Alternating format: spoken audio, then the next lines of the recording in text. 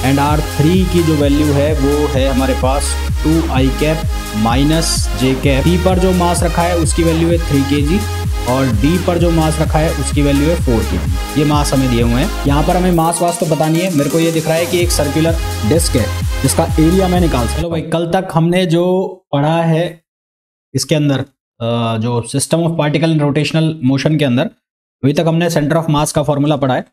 Centre of मास का जो formula हमने पढ़ा है पहले उसके ऊपर हम कुछ क्वेश्चन सॉल्व करेंगे, देन उसके बाद फिर हम उसके आगे की चीज़ें डिस्कस करेंगे। मतलब आज का जो लेक्चर है वो तो ऑलमोस्ट क्वेश्चन का ही लेक्चर होने वाला है, तो वो तो क्वेश्चंस का ही लेक्चर होने वाला है।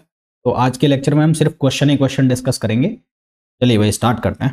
तो सबसे पहला जो क्वेश्चन है उस क्वेश्चन में बोला गया है मास ऑफ, दो मास दिए हुए हैं आपको। एक मास है 1 kg का मास है और एक मास है 2 kg का, है ना। दो मास दे रखे हैं, एक है 1 kg एक 2 kg। लोकेटेड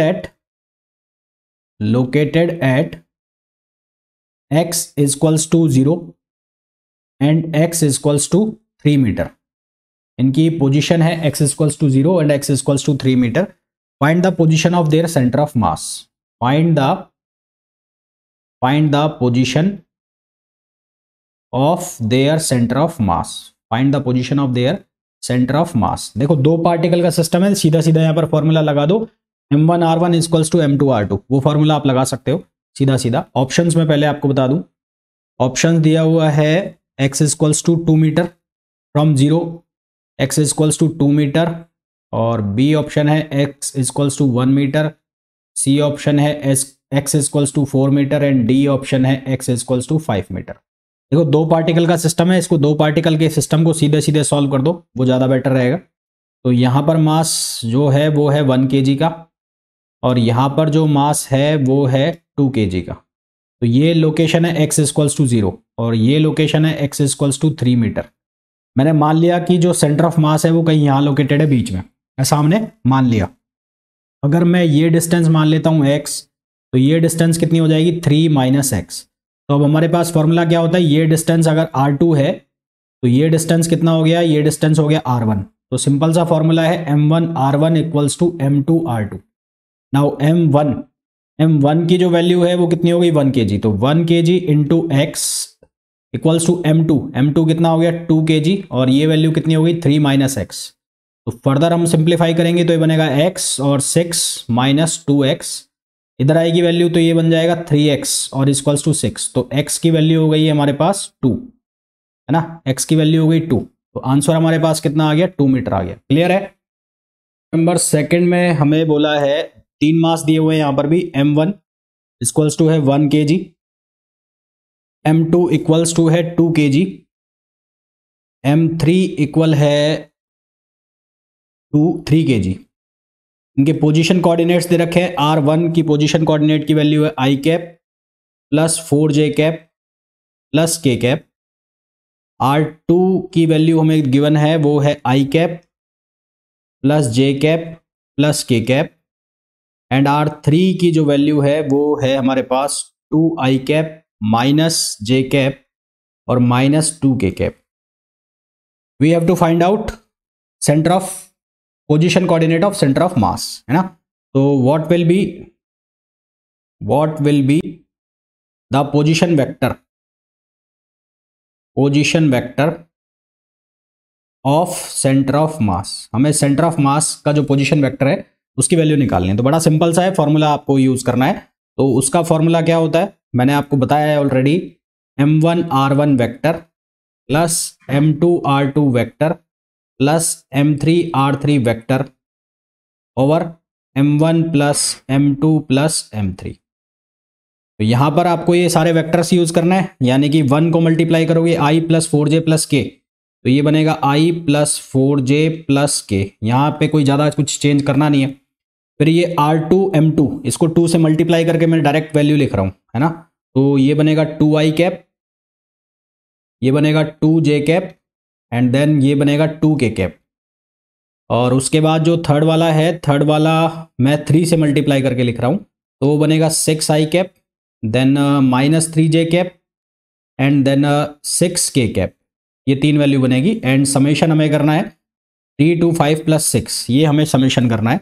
तो इसको जब आप सिंप्लीफाई करोगे, डायरेक्ट आंसर लिख रहा हूँ, 1/2 3i प्लस जे कैप, 1/2 3i प्लस जे कैप और माइनस के कैप मीटर। ये आंसर आ जाएगा किसका? सेंटर ऑफ मास का। ठीक है, ये आंसर आ जाएगा किसका? आ जाएगा सेंटर ऑफ मास का।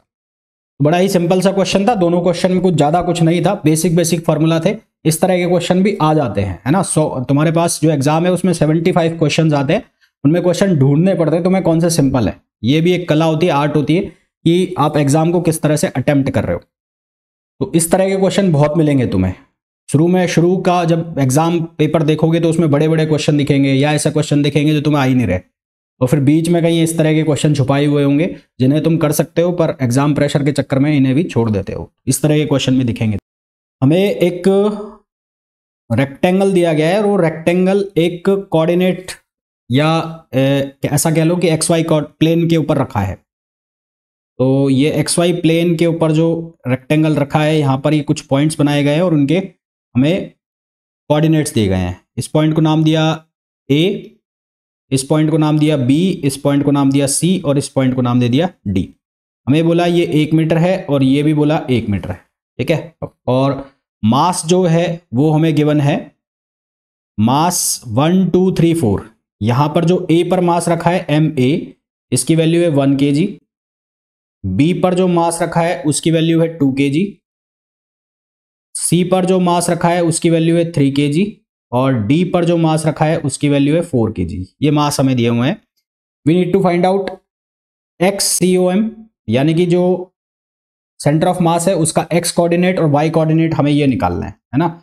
मैं जो क्वेश्चन में पूछा गया है उसके अकॉर्डिंगली हमें जो सेंटर ऑफ मास है उसके X कोऑर्डिनेट और Y कोऑर्डिनेट की वैल्यू बतानी। सवाल ये है कैसे बताएंगे। तो कोऑर्डिनेट की वैल्यू बताने के लिए, यानी कि अगर मेरे को XCOM लिखना है, अगर मेरे को XCOM लिखना है, देन उसके लिए फॉर्मूला क्या बनेगा? M1x1 plus M2x2 plus M3x3 plus M4x4 over क्या आएगा? ओवर आएगा M1 plus M2 plus M3 plus M4। सवाल ये है x1 x2 x3 x4 की वैल्यू कहाँ से लाओगे, है ना। तो देखो इनके कोऑर्डिनेट लिखना चालू करो। अब ये ओरिजिन हो गया तो यहाँ कोऑर्डिनेट कितने हो गए? 0,0। इसी तरह से अगर C पॉइंट के मैं कोऑर्डिनेट लिखूँ तो ये कितना होगा? 1,0। इसी तरह से B के कोऑर्डिनेट लिखूँ तो ये होगा 1,1 और इसी तरह से A के कोऑर्डिनेट लिखूँ तो ये होगा 0,1। तो इसको मैं 1 बोल रहा हूँ, इसको मैं 2 बोल रहा हूँ, इसको मैं 3 बोल रहा हूँ, इसको मैं 4 बोल रहा हूँ। दैट मीन्स x1 की वैल्यू हो गई 0, x2 की वैल्यू 1 हो गई, x3 की वैल्यू 1 हो गई और x4 की वैल्यू हो गई 0। तो 2 की वैल्यू 0 हो गई है और 2 की वैल्यू 1 1 हो गई है। तो अगर मैं XCOM निकालना चाहूँ, मैं XCOM निकाल रहा हूँ, YCOM तुम्हें खुद निकालना है। तो अगर मैं XCOM निकालना चाहूँ यानी कि सेंटर ऑफ मास, तो क्या करोगे? M1 की वैल्यू कितनी है? 1, तो 1 × 0 प्लस M2 की वैल्यू कितनी है? 2 kg और वो कितना हो जाएगा? × 1 प्लस 3, M3 की वैल्यू कितनी है? 3 और ये भी कितना हो जाएगा? 1 प्लस M4 की वैल्यू 4 और ये कितना हो जाएगा? 0 अपॉन टोटल मास। टोटल मास कितना हो गया? 1 + 2 कितना हो गया? 3 + 3 6 और ओवर प्लस 4 10। तो टोटल ओवर हो गया 10। तो ये हो गया 2 और ये हो गया 3, तो 3 और 2 5, तो ये हो गया 5/10 यानी कि कितना आ गया? 1/2। तो 1/2 किसकी आ गई value? Centre of mass X की वैल्यू आ गई ना, X कोऑर्डिनेट की वैल्यू आ गई। सिमिलरली आपको वैल्यू निकालनी है Y की, और Y का जो सेंटर ऑफ मास निकालना है वो आप लोगों के लिए होमवर्क है। अब कंबाइंड फिगर के सेंटर ऑफ मास निकालते हैं। कंबाइंड फिगर का सेंटर ऑफ मास निकालने के लिए आपको एक डायग्राम शो किया गया है। Question number 4। इस डायग्राम में एक सर्कुलर डिस्क दिखाई गई है। ये सर्कुलर डिस्क है और इस सर्कुलर डिस्क की जो रेडियस है वो A है। इसकी जो रेडियस है वो A है, सर्कुलर लैमिना बोल लो इसको। और इस सर्कुलर लैमिना में से एक A/2 रेडियस की सर्कुलर लैमिना को कट कर लिया। A/2 रेडियस की सर्कुलर लैमिना को इसमें से क्या कर लिया? कट कर लिया, ये काट ली। इसकी जो रेडियस है, इसका सेंटर यहाँ है, तो इसकी जो रेडियस है वो है A/2। ठीक है, इसकी रेडियस है A/2। तो ये पोर्शन कट हो गया, कट, ये पोर्शन कट है इसमें से। तो what will be the centre of mass, what will be the centre of mass, centre of mass of the system. तो इस सिस्टम का सेंटर ऑफ मास क्या बचेगा वो हमें बताना है। देखो भाई करेंगे कैसे, इसको ध्यान से सुनना। अब यहां पर हमें मास वास तो पता नहीं है, मेरे को ये दिख रहा है कि एक सर्कुलर डिस्क है जिसका एरिया मैं निकाल सकता हूं। तो जब 2 डायमेंशनल फिगर मिले जहां पर आपके पास मास ना हो तो वहां पर आप फॉर्मूला लगाओगे a1 x1 plus a2 x2 upon a1 plus a2। कहने का सिंपल सा मतलब है जहां पर मास नहीं है वहां पर एरिया से काम चलाओगे। पर यहां पर क्या हो रहा है, माइनस हो रहा है, एक बड़ी चीज में से छोटी चीज माइनस हो रही है। तो माइनस जो हो रही है उसको निकालने के लिए क्या करना पड़ेगा, आपको रेफरेंस लेना पड़ेगा। रेफरेंस से मेरा मतलब है जब भी कंबाइंड फिगर की बात होगी तो डिस्टेंस जो होती है वो हमेशा किसी ना किसी रेफरेंस के रेस्पेक्ट में होती है। मतलब अगर मैं मेरी हाइट भी मेजर करना चाहूं तो या तो मैं उसको ग्राउंड फ्लोर से करूंगा, मतलब जमीन से करूंगा, या उसको सीलिंग से करूंगा। तो जब भी हमें कोई डिस्टेंस मेजर करनी है तो उसके लिए हमें रेफरेंस लेना पड़ेगा, और ये आपको कंबाइंड फिगर के केस में हमेशा करना पड़ेगा। तो मैं यहां पर रेफरेंस जो हमेशा जो मेरे कन्वीनियंस के लिए लेके चलूंगा, अगर मेरे को एक्स निकालना है यानी कि सेंटर ऑफ मास निकालना है एक्स डायरेक्शन में, तो उसके लिए मैं वाई एक्सिस को रेफरेंस लूंगा। उससे मेरा जो आंसर है उसको निकालने में आसानी होगी। वो लेने को तो आप कुछ भी ले सकते हो, और अगर मेरे को वाई डिस्टेंस निकालनी है तो उसके लिए रेफरेंस मैं एक्स को लेके चलूंगा, है ना। आप कुछ भी ले सकते हो, मैं एक्स और वाई लेके चल रहा हूं। तो मैंने रेफरेंस ले लिया, ये रेफरेंस एक्सिस ले लिया। ये रेफरेंस एक्सिस है किसके लिए, एक्स के लिए, और ये रेफरेंस एक्सिस है किसके लिए, वाई के लिए। तो ये दोनों मैंने रेफरेंस ले लिए, ठीक है। अब जो ग्रीन वाला है वो बड़ा स्पेयर है या बड़ा डिस्क है, उस बड़ी डिस्क का जो एरिया होगा वो कितना होगा, पाई आर स्क्वायर, और ए जो है वो क्या है, उसकी रेडियस है। तो पहला इसको मैंने नाम दे दिया A1 और इसको नाम दे दिया 2। तो A1 और A2 लिख लेता हूं। तो A1 कितना हो गया, पाई ए स्क्वायर, और A2 जो हो जाएगा वो कितना हो जाएगा, पाई ए बाई 2 स्क्वायर। तो ये हो जाएगा पाई ए स्क्वायर अपॉन 4, है ना। यहां तक क्लियर होगा सबको, यहां तक मेरे हिसाब से कोई दिक्कत होनी नहीं चाहिए। उसके बाद हमें x1 और x2 की वैल्यू चाहिए। तो यहां से मैंने कहा यहां से डिस्टेंस चाहिए भाई, यहां से, ये रेफरेंस हो गया हमारा, तो यहां से डिस्टेंस लेनी है। तो जो सर्कुलर डिस्क है, कल भी मैंने बताया था कुछ ऐसे फिगर्स होंगे जो सिमेट्रिकल होंगे, जो मिरर इमेज होगी तो उनका जो सेंटर ऑफ मास है, सेंटर ऑफ ग्रेविटी है, वो उनके ज्योमेट्रिकल सेंटर से कोइंसाइड करेगा। तो इस बड़े वाले यानी कि ग्रीन वाले के लिए उसका सेंटर ऑफ मास होगा यहाँ पर, और इस छोटे वाले के लिए यानी कि ब्लू वाले के लिए उसका सेंटर ऑफ मास होगा यहाँ पर। तो x1 की जो वैल्यू है वो तो यहां से लेंगे, वो x1 हो गया। तो x1 की वैल्यू कितनी हो गई, a। सिमिलरली x2 की जो वैल्यू लोगे वो यहां से लोगे, तो a प्लस ए बाई 2। तो x2 की वैल्यू कितनी हो जाएगी, a प्लस ए बाई 2, और ये कितना आ जाएगा 3a/2। ये x2 की वैल्यू आ गई। अब यहां पर आप प्लस नहीं लगाओगे, जब आप फॉर्मूला लगाओगे x बार का यानी कि XCOM का, तो आप ये फॉर्मूला नहीं लिखोगे, प्लस नहीं लगाओगे, क्योंकि यहां पर किसी में से कुछ कुछ सब्सट्रैक्ट हो रहा है। सब्सट्रैक्ट किस में से हो रहा है, बड़े वाले में से छोटा वाला सब्सट्रैक्ट हो रहा है। तो आप यहां पर क्या लगाओगे, माइनस लगाओगे, है ना। तो यहां पर क्या लगेगा, माइनस। तो a1 x1 minus a2 x2, और नीचे भी क्या लिखोगे, a1 माइनस a2, आपको ये लिखना है। तो अब यहां पर x बार का फॉर्मूला, a1 कितना बनेगा, पाई ए स्क्वायर, x1 की वैल्यू कितनी a, माइनस a2 कितना बनेगा, पाई ए स्क्वायर अपॉन 4, और x2 की वैल्यू कितनी मिलेगी, 3a/2, और अगेन a1 पाई ए स्क्वायर, और ये कितना बनेगा, पाई ए स्क्वायर अपॉन 4। पाई ए स्क्वायर कॉमन आके हर जगह से कैंसिल आउट हो जाएगा। तो ऊपर बचेगा a माइनस ये बचेगा 3a/8 अपॉन यहां बचेगा 3/4, ठीक है। तो ये बचेगा 7, 8 में से 3 गया 5, तो ये बचेगा 5a/8। ये बचेगा कितना, 5a/8 ऊपर से। ये कैलकुलेशन भैया चेक कर लेना एक बार, कैलकुलेशन ये चेक करते रहना। 5a/8 और यहाँ 3/4, तो ये कैंसिल हो जाएगा, तो ये बच जाएगा 5a/6। तो ये वैल्यू आ गई x बार की, x बार की वैल्यू आ गई 5a/6। और ये जो x बार आया है ये आया है कहाँ से, यहाँ से, ये यहाँ से आया है। तो x बार कहीं यहाँ पर होगा 5a/6, यानी कि a से भी कम वैल्यू हो गई इसकी, a/2 से कम, तो कहीं यहाँ पर आ रहा होगा x बार। तरह का एक और क्वेश्चन में बताता हूँ आपको। जैसे कि मैंने ये एक टी सेक्शन बना दिया, टी, ये बना दिया मैंने, और हमें बोला कि इसका सेंटर ऑफ मास बताओ। ये जो है इसकी विड्थ दी 10 mm में ले लो, जो चाहो तुम्हारी इच्छा हो वो विड्थ ले सकते हो। ये 20 ले लो, 20 आसानी रहेगी। और ये जो है ये विड्थ हमें दे दी 40, और ये जो विड्थ दे दी हमें 20, और ये जो विड्थ है ये हमें दे दी 60। हमें बोल दिया कि इसके क्या निकालो, एक्स सी ओ एम निकालो और वाई सी ओ एम निकालो, ये हमें क्वेश्चन बोल दिया।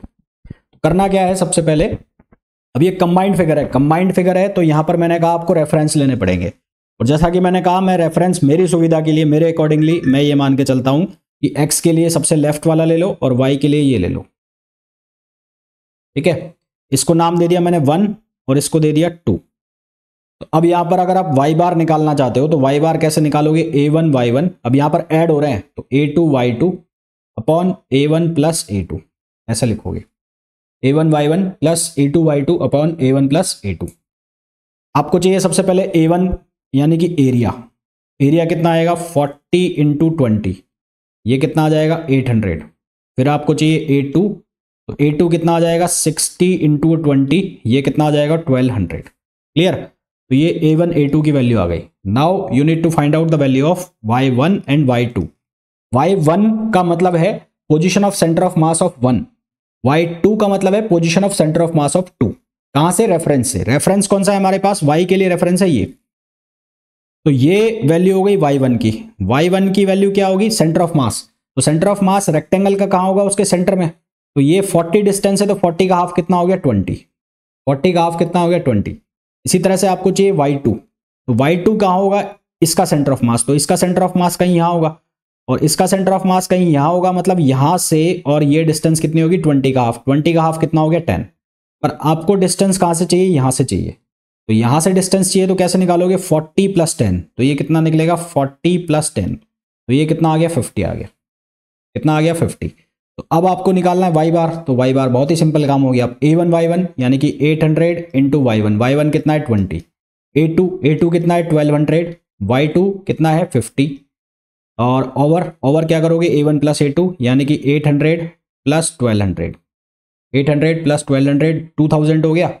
तो ऊपर से आप कॉमन निकाल लो 1000, 1000 कॉमन निकाल लिया ऊपर से आपने, तो ये बच गया 16 प्लस ये कितना हो गया 60, और नीचे हो गया 2000, तो ये कैंसिल करो इनको, यहाँ से आ गया 16 10 70 76 76 अपॉन 2, तो ये कितना आ गया, और 18 38, तो आंसर कितना आ गया 38। क्लियर है यहाँ तक, बताओ फिर आगे चले।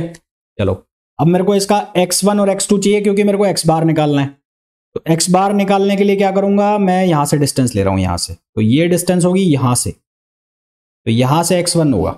अब x1 लोगे कैसे भाई, x1 लोगे तो इसका हाफ करना है, इसका हाफ, ये 20 है तो 20 का हाफ यहां से, तो यहां से 20 का हाफ कितना होगा 10, और हमें डिस्टेंस चाहिए यहां से, तो ये कैसे निकालें भाई, तो इसको निकालने के लिए क्या करोगे, क्योंकि ये सिमेट्री है, सिमेट्री यहां से एक एक्सिस डालोगे तो ऐसे फोल्ड हो जाएगा पूरा, तो 60 में से माइनस कर दो 20, 60 में से माइनस हुए 20, तो कितना बचा 40, तो 40 को हाफ हाफ बांट दो, यानी कि यहां से यहां तक की जो डिस्टेंस होने वाली है वो 20 होने वाली है, और ये डिस्टेंस भी कितनी होने वाली है 20।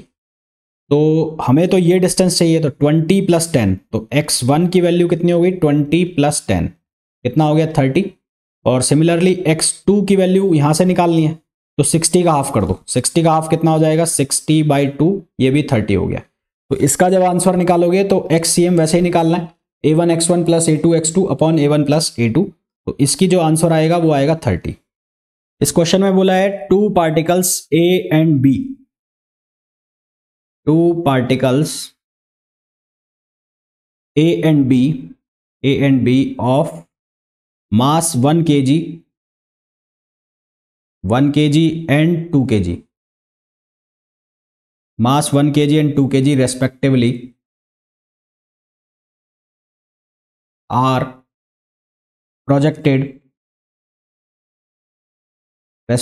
are projected in the direction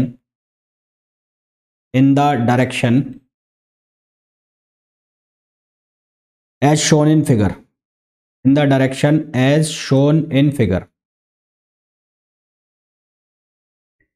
with speed UA equals to 200 meter per second and UB equals to 50 meter per second. Initially they were 90 meter apart. Initially they were 90 meter apart. Find the maximum 90 meter apart. Find the center of mass. Find the acceleration of center of mass. Acceleration of center of mass as well as acceleration है ना, acceleration of center of mass as well as velocity of center of mass. Velocity of center of mass. हमें centre of mass की x वाला, भाई x वाले में क्या कर रहे हैं कि हमें यहां से इस रेफरेंस प्लेन से डिस्टेंस लेनी है, यहां से, तो यहां से डिस्टेंस लेनी है। तो इसके लिए क्या करोगे, आपको सबसे पहले यहां से देखना है। यहां से आपका जो व्यू है वो ये है, तो यहां से देख रहे हो तो 1 ये है, तो ये 20 डिस्टेंस है। 20 का हाफ कर दिया तो 10 आ गया, तो 10 डिस्टेंस है वो यहां से, यहां से ये 10 डिस्टेंस है। बट आपको डिस्टेंस चाहिए यहां से, तो यहां से डिस्टेंस कैसे निकालोगे? अब उसके लिए क्या करोगे, 60 में से पहले 20 माइनस करो, बचा 40, क्योंकि ये सिमेट्रिक है। सिमेट्रिक का मतलब है मिरर इमेज। इसको फोल्ड करोगे तो ये वाला पार्ट इसके ऊपर आ जाएगा एज इट इज। तो इसका मतलब ये इक्वल डिस्ट्रीब्यूशन है, इसका इक्वली बटा हुआ है। तो अगर 60 में से 20 माइनस किया तो बचा 40, तो 20 इधर रह जाएगा और 20 इधर रह जाएगा। तो 10 यहां पर पहले से ही है, तो 10 प्लस 20 कितना हो गया, 30 हो गया। और x2 जब आपको निकालना है, तो x2 निकालना है तो ओवरऑल ये टोटल लेंथ कितनी है, 60 है, तो 60 का हाफ कर दो तो कितना आ जाएगा, 30। इस तरह से निकालना है। हाँ जी, तो अब हमें बोला है 2 पार्टिकल्स, तो डायग्राम बनाना था मेरे को। ये डायग्राम दिया हुआ है, यहां से यहां तक ये हो गया UB, ये पॉइंट है B और ये है A और ये हो गया UA। एंड डिस्टेंस इन दोनों के बीच की दी हुई है 90 मीटर। ठीक है, इन दोनों के बीच की डिस्टेंस है 90 मीटर। तो भाई अब क्या करना है, सबसे पहले तो आपको क्या निकालना है, सेंटर ऑफ मास एक्सेलरेशन का, जो सेंटर ऑफ मास है उसका एक्सेलरेशन निकालना है, and then centre of mass की वेलोसिटी निकालनी है। क्या कुछ करें इसमें, तो हमें बोला है सेंटर ऑफ मास का एक्सेलरेशन का formula ACM equals to M1 A1 plus M2 A2 over M1 plus M2। एक का मास है 1 kg और दूसरे का मास है 2 kg। तो क्योंकि दोनों वर्टिकली मोशन में है, दोनों वर्टिकल मोशन में, तो दोनों का जो A1 और A2 यानी कि UA और UB दोनों की जो वैल्यू होगी वो कितनी होगी, G होगी। G मतलब ग्रेविटेशनल एक्सेलरेशन। तो A1 वो भी कितना होगा, वो भी होगा 1 G, और A2 वो भी कितना होगा, G होगा। तो यहां से 1 इंटू 1 किसका मास है, A वाले का मास है ना, तो ये 1 kg का है, और इसका मास 2 kg है, तो 2 kg वाले का मास भी कितना होगा, जो एक्सेलरेशन होगा वो G होगा। तो 1G plus 2 into G over 1 plus 2। तो ये कितना आ जाएगा, यहां से बनेगा 2 प्लस 1G, तो ये हो जाएगा 3G अपॉन 3। तो कितना आ जाएगा, G आ जाएगा। कल मैंने आपको बताया भी था 2 पार्टिकल जो अलग अलग डायरेक्शन में, ऑपोजिट डायरेक्शन में मोशन कर रहे हैं, वर्टिकल डायरेक्शन में, तो उनका जो एक्सेलरेशन होगा सेंटर ऑफ मास का वो कितना होता है, G होता है। इसी तरह से आपको सेंटर ऑफ मास की वेलोसिटी निकालनी है, तो उसके लिए फॉर्मूला लिखोगे M1V1 plus M2V2 over M1 plus M2। अब यहां पर थोड़ा सा चेंज होगा मामला। चेंज क्या होगा, क्योंकि दोनों ऑपोजिट डायरेक्शन में मोशन कर रहे हैं, तो अगर UA को प्लस ले लिया तो UB माइनस हो जाएगा, है ना। UA को प्लस ले लिया तो UB क्या हो जाएगा, माइनस हो जाएगा। तो यहां पर क्या चेंज होगा, 1 इंटू, अगर UA को प्लस ले रहे हो तो UA कितना हो गया, 200, है ना। तो इसको लिख दोगे 200 और माइनस 2 इंटू उसकी स्पीड कितनी है, 50, और ये हो जाएगा 1 प्लस 2। तो इसको जब सिंप्लीफाई करोगे तो आंसर आएगा तुम्हारे पास 100/3। 100/3। क्लियर है यहां तक? इसका नेक्स्ट जो क्वेश्चन है उसमें हमें बोला है कि एक सिस्टम बना के दिया है,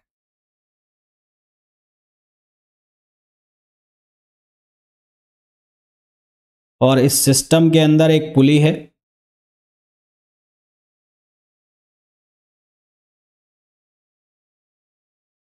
ये इस तरह से। इसका मास है ए, इसको बी बोला है। एम ए की जो वैल्यू है वो 2 kg है, m a equals to 2 kg, और एम बी जो हमें बोला है वो बोला है 1 kg। एम ए की वैल्यू है 2 kg, एम बी की वैल्यू है 1 kg। सेंटर ऑफ मास निकालना है, सेंटर ऑफ मास का एक्सेलरेशन निकालना है। फाइंड आउट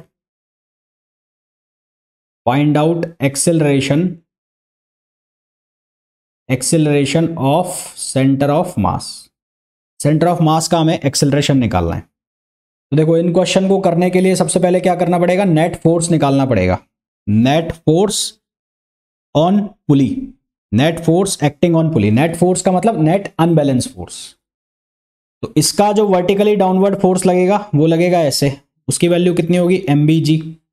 और इसका जो वर्टिकली डाउनवर्ड फोर्स लगेगा वो लगेगा MAg, है ना। और बाकी स्ट्रिंग की जो टेंशन रहेगी वो सेम रहेगी, टेंशन इन स्ट्रिंग क्या रहेगी, सेम रहेगी। तो नेट अनबैलेंस फोर्स, एक्सेलरेशन जो होगा एक पार्टिकल का, एक ब्लॉक का एक्सेलरेशन जो होगा वो क्या होगा, अनबैलेंस्ड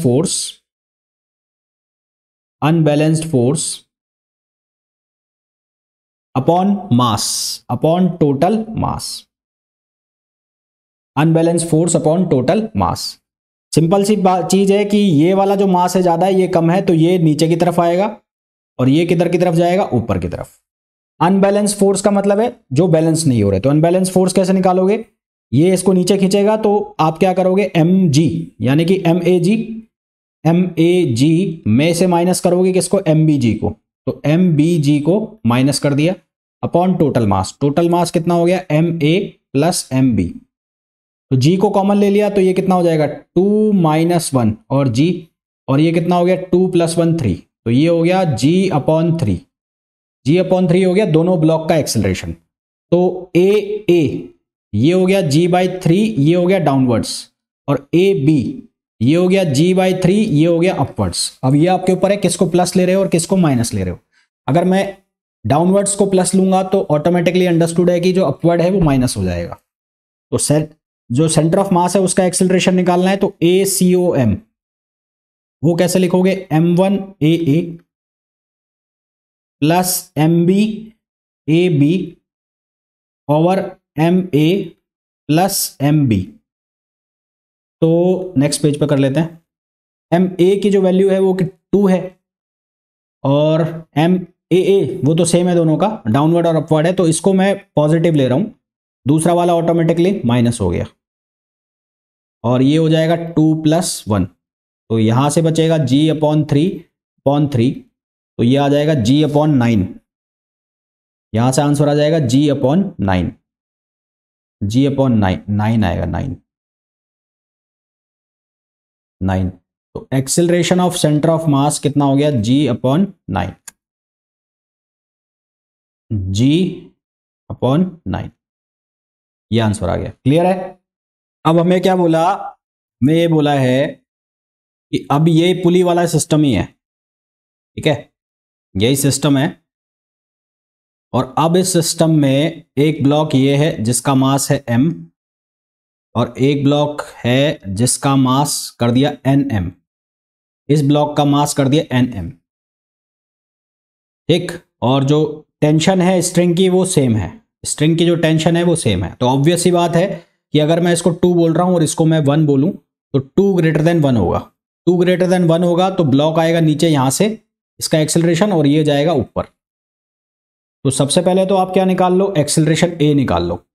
तो एक्सेलरेशन A निकालोगे तो कैसे निकालोगे, अनबैलेंस्ड फोर्स अपॉन टोटल मास। तो अनबैलेंस फोर्स अब कितना हो जाएगा, अब हो जाएगा NM - M और G।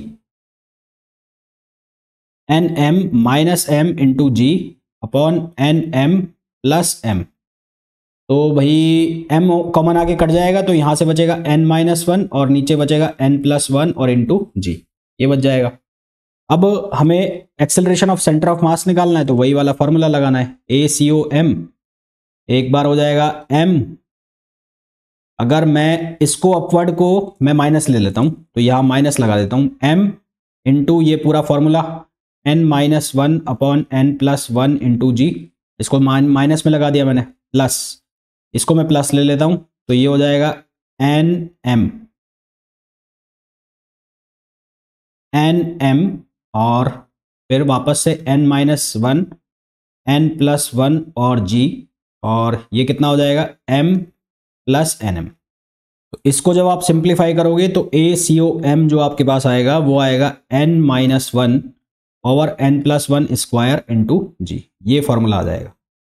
इस क्वेश्चन में हमें बोला है the centre of mass distance, the distance of centre of mass, distance of centre of mass from and P, from and P of a non uniform, of a non uniform, of a non uniform rod of length L, length L, whose mass per unit length, whose mass per unit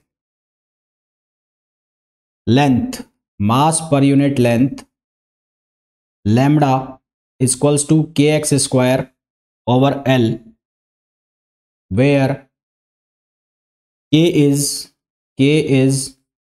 a constant, k is a constant and x is the distance from end P, and x is the distance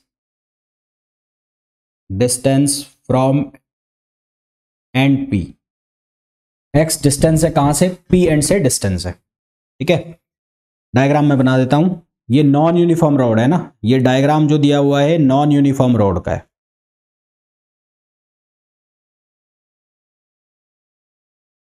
ये इस तरह से एक rod दी हुई है और यहां पर लिखा है x इक्वल्स टू 0, यहां पर है x equals to L, distance of centre of mass from end P, इसकी हमें डिस्टेंस ऑफ वो निकालनी है मास, और ये मास पर यूनिट लेंथ लैम्बडा दिया हुआ है हमें, लैम्बडा। देखो भाई इसको हम कैसे करेंगे, हमारे पास जो सेंटर ऑफ मास का फॉर्मूला होता है वो फॉर्मूला होता है XCM equals to m1 x1 plus m2 x2 and so on upon m1 plus m2 and so on. ये फॉर्मूला को हम ऐसे भी लिख सकते हैं, कैसे, algebraic summation of mi over algebraic summation of mi, हाँ है ना, लिख सकते हैं ऐसे। अब चक्कर क्या है कि ये जो रॉड है ये नॉन यूनिफॉर्म है, अगर ये रॉड यूनिफॉर्म होती तो इसका जो मास है वो हर जगह पर सेम होता। अब क्योंकि ये रॉड नॉन यूनिफॉर्म है तो हर जगह पर इसका मास अलग अलग होगा, तो ऐसे सेक्शंस जो कि नॉन यूनिफॉर्म हैं, ऐसे सेक्शंस जो कि नॉन यूनिफॉर्म है, तो नॉन यूनिफॉर्म सेक्शंस को सॉल्व करने के लिए हमें एलिमेंट कंसिडर करना पड़ेगा। क्या कंसिडर करना पड़ेगा, एलिमेंट कंसिडर करना पड़ेगा। वो एलिमेंट मैंने मान लिया, ऐसा कुछ एलिमेंट मान लिया, एक एलिमेंट मान लिया मैंने ये, और इस एलिमेंट का मैंने मास ले लिया dm, और इस एलिमेंट की जो लेंथ है वो ले ली मैंने dx, और ये जो है यहां से डिस्टेंस हो गई x, यहां से डिस्टेंस कितनी हो गई, x हो गई है। अब हमें ये बोला है मास पर यूनिट लेंथ, मास पर यूनिट लेंथ है लैम्बडा, तो dx लेंथ के लिए जो मास होगा वो कितना होगा, dm होगा ना। तो dm की वैल्यू हम कैसे निकालेंगे, मास पर यूनिट लेंथ, मास पर यूनिट लेंथ को हम मल्टीप्लाई कर देंगे एक और लेंथ से, और वो लेंथ है dx, तो लेंथ से लेंथ कट जाएगा तो केवल क्या रह जाएगा, मास रह जाएगा। तो dm की वैल्यू कितनी हो जाएगी, वो हो जाएगी kx स्क्वायर ओवर l और इंटू dx। ये किसकी वैल्यू हो गई, ये वैल्यू हो गई dm की, है ना, ये किसकी वैल्यू हो गई, dm की हो गई। अब हमें क्या निकालना है, सेंटर ऑफ मास निकालना है। तो सेंटर ऑफ मास हम इस छोटे से सेगमेंट के लिए निकालेंगे पहले, और इस छोटे से सेगमेंट के लिए जब सेंटर ऑफ मास निकालेंगे तो और उसका इंटीग्रेट कर देंगे 0 से L तक, तो पूरे के पूरे जो रॉड है उसका सेंटर ऑफ मास आ जाएगा। तो मैं ये मान लेता हूं कि ये जो छोटा सा टुकड़ा है dm जो मैं ले रहा हूं जिसकी लेंथ dx है, उसका जो सेंटर ऑफ मास है, उसकी जो लोकेशन है, उसकी जो पोजीशन है वो इस 0 वाले एंड से x डिस्टेंस पर है। कितने डिस्टेंस पर है? x पर। तो हमारा जो सेंटर ऑफ मास का फॉर्मूला है वो क्या होता है? xcm equals to mass into distance. तो मास मैंने कितना ले लिया? dm, और डिस्टेंस मैं कितनी मान रहा हूं? x, 0 वाले एंड से। और नीचे भी कितना लिखा जाएगा? नीचे भी लिखा जाएगा dm। अब पूरे के लिए क्या कर दूं? इंटीग्रेशन कर दूं। तो इसका इंटीग्रेशन कर दूं और इसका इंटीग्रेशन कर दूं। ठीक है, तो इंटीग्रेशन कहां से कहां तक हो जाएगा? 0 से L, और ये भी कहां से कहां तक? 0 से L। तो क्या लिखोगे भाई? यहां 0 से L, तो dm की वैल्यू कितनी? kx square. इसको लिखोगे kx स्क्वायर ओवर L, और ये x भी आ जाएगा dx। सिमिलरली यहां पर क्या लिखोगे? यहां पर लिखोगे 0 से L kx square over L। ठीक है, और ये क्या रहेगा? सिर्फ dx। जब इसको सिंप्लीफाई करोगे भाई, L से L और k से k तो कटेगा, ये तो कैंसिल आउट हो जाएगा, कांस्टेंट है ये, तो ये कैंसिल, ये कैंसिल, ये कैंसिल, ये कैंसिल। तो ऊपर हो जाएगा एक्स क्यूब और नीचे हो जाएगा एक्स स्क्वायर।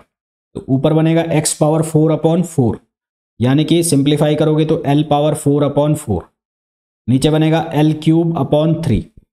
ठीक है, सॉल्व करोगे तो क्या आंसर आ जाएगा? 3L/4। तो इसका जो सेंटर ऑफ मास आ जाएगा इस रॉड का वो कितना आ जाएगा? 3L/4। क्लियर है?